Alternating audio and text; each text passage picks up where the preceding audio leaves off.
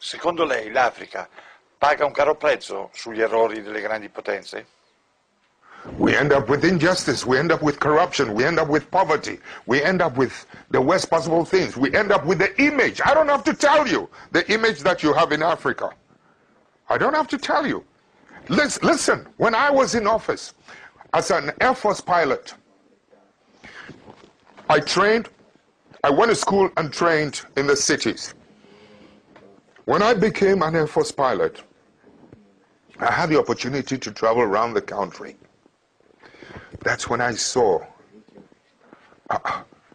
there is a big difference between those of us living in the cities and the mass people who feed us living in the rural areas.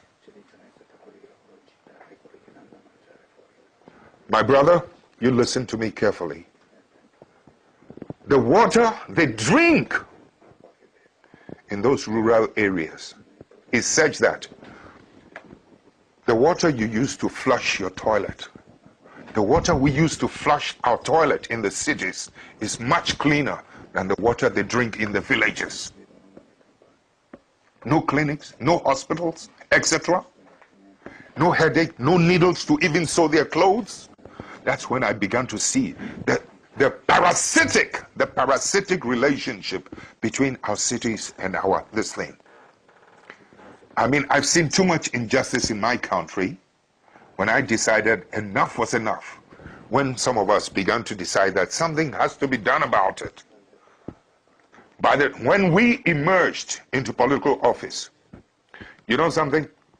Electricity used to be limited to only 27% of the country.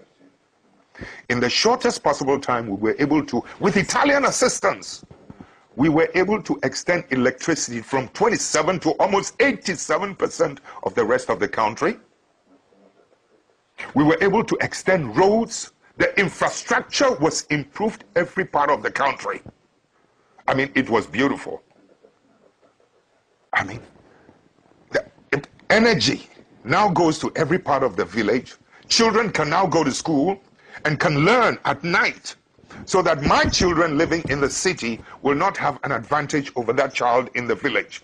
My child has no superior, was not born with anything superior than that child in the village.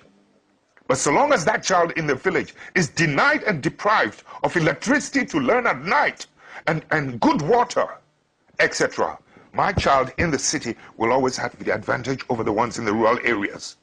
I've been to school where rural students were doing better with the passage of time than those of us in the cities. Please, I know the potential of humanity. So when you're talking about the effects of some of these things, sometimes, you know, these superpowers must learn to accommodate and to live and to accept patriotic leadership, patriotic citizens. Too often, they're happier with people who are not patriots. But you, in Europe, excuse me, don't get angry, you never seem to know the role that some of your bad businessmen, you have good businessmen, and I respect them, but some of your bad businessmen are always doing bad things on our continent. And it's our people who suffer. This kind of thing must stop. Your governments must begin to wake up to help us, to help to police and to maintain the integrity of economic policies and economic practices in my country. Your country must help us to protect the judiciary in my country. Your country must help us to police and to monitor and to protect the political integrity in our continent.